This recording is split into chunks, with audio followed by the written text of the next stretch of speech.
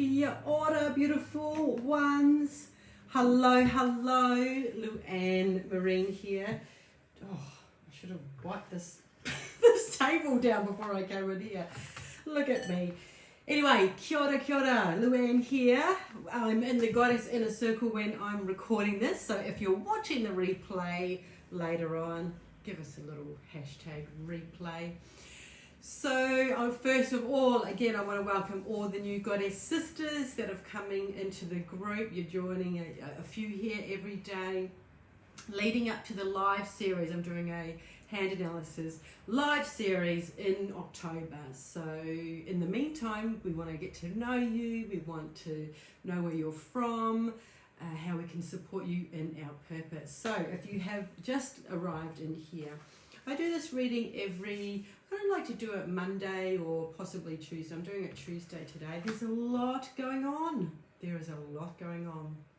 And I actually just got off doing a hand analysis reading for somebody in New Zealand, so it's very appropriate that we are using today, that I'm using today, the Māori Oracle by P.A. Manel, and written and illustrated by her. She is no longer on the planet, but I'm sure she's bringing lots of love and light to the planet with her amazing work. She's an author, and she is amazing. She is amazing. So I pick 3 cards. You can choose 1, 2, or 3. I know that some of you have chosen below, and we can take the whole thing. And these are really for inspiration for your purpose. And I don't want to go too much into that today. We will do that all on the live series. But for me, our purpose is so very important. Like, especially in these days, you know, people are looking for meaning.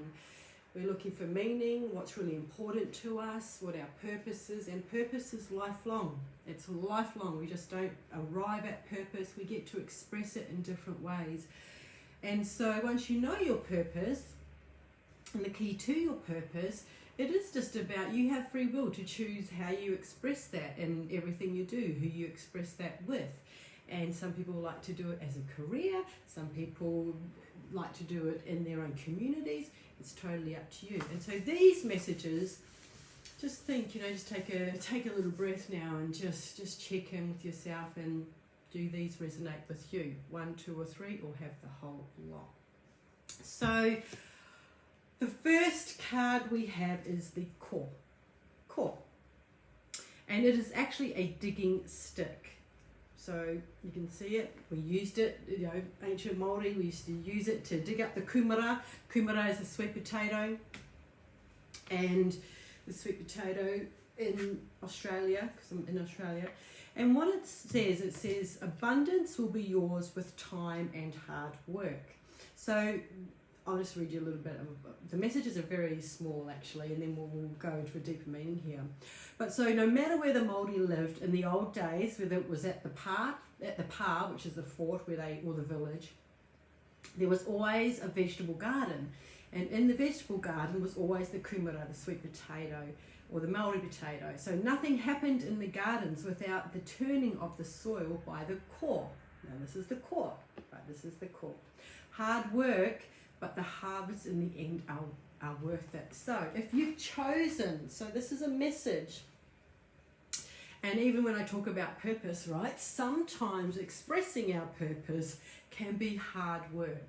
It's not supposed to be hard work. The way through to get to our purpose is to reverse the lessons. But anything worth doing, right? Anything that we have meaning, something that really means a lot to us. Sometimes it takes hard work to bring that out. Like, even if you're creating a picture, or you're creating a new program. To me, the core, like as we're digging, it's also digging up what you've already sown, right? So if you are at the stage now, if you choose the first card, if you're at the stage now where you're really digging up things so you can sow what you've reaped, that's how it goes, isn't it? So you can sow what you reap. Time is now, and just don't give up right when it's nearly coming up. So many people can actually do that. I love that quote. I don't know what it is, but it's always So many people give up just before it's about to, that thing that they want is actually about to come to fruition. Sometimes it's a long, hard journey, but you have to stick in there. You have to keep the faith that your purpose is coming up, and that you get to express it in a way that's joyful for you. So it can be hard work. There's 2 messages here for those who have already put their seeds down. Sow it up. Stay true to what you're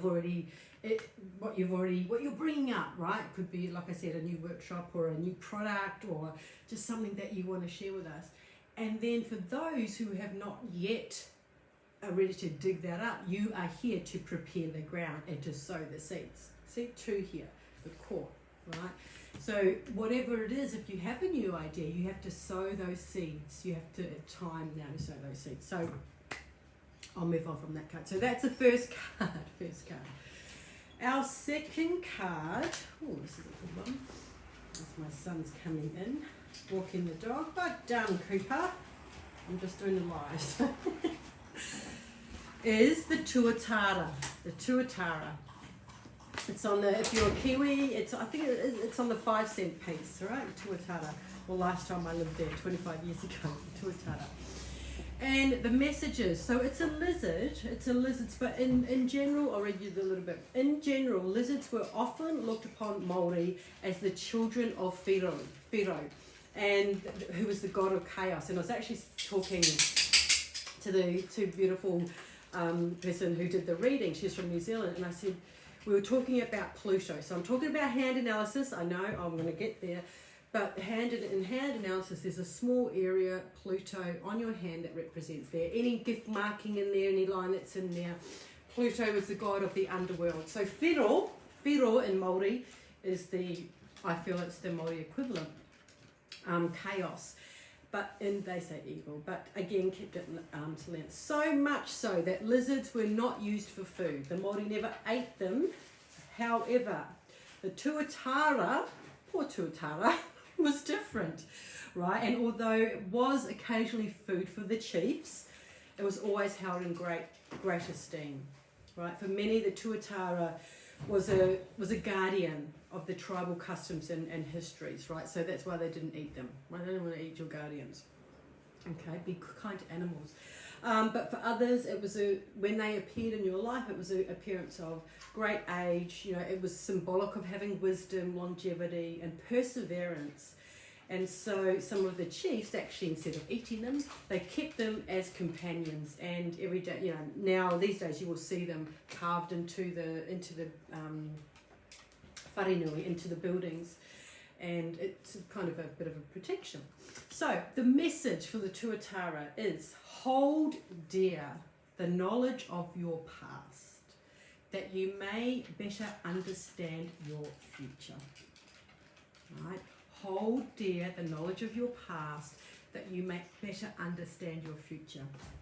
Now, when I feel into this card even more, okay, so a lot to say about this, right? So the past is the past. Let's just call it that. The past is the past. And the past is hopefully a place where we have had, we've made mistakes, we've failed forward, we've tried something, it's not been successful.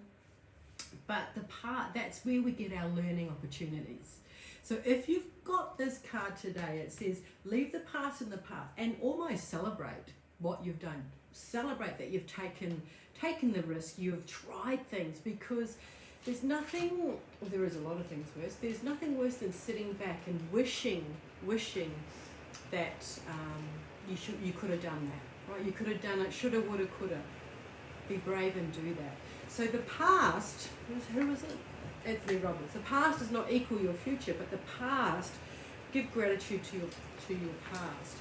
And so understand, that's what the tuatara is saying, is understand your future by what's happened in the past. You're not judged by your past.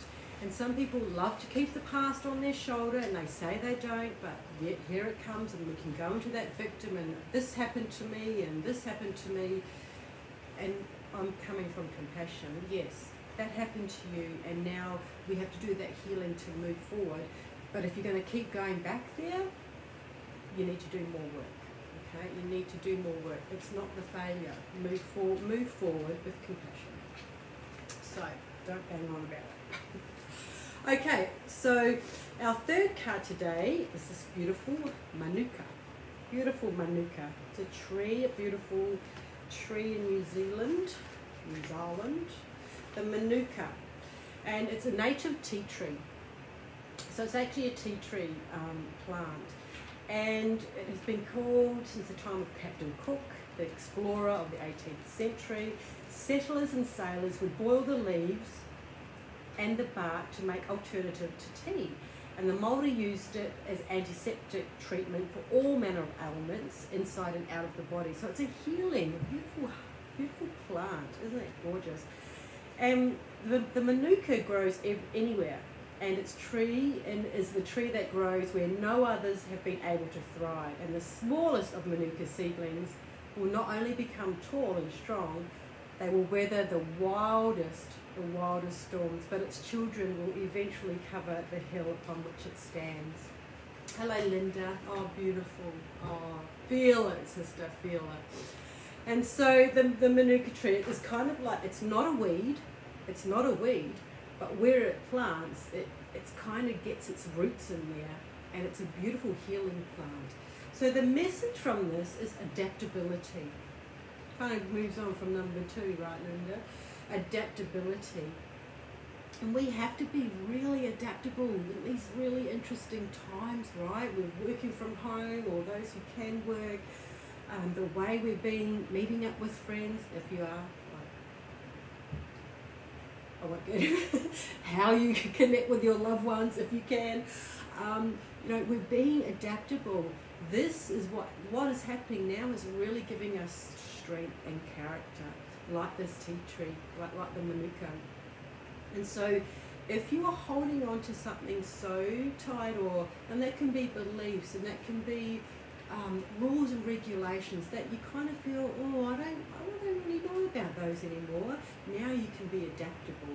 Now just step back and see the bigger picture. Are they really serving you right now? We can all be adaptable, right? This beautiful tree, look at that, awesome. So adaptability, you know what comes to mind is that Bruce Lee's like, be like water. Isn't that what he said? Be like water.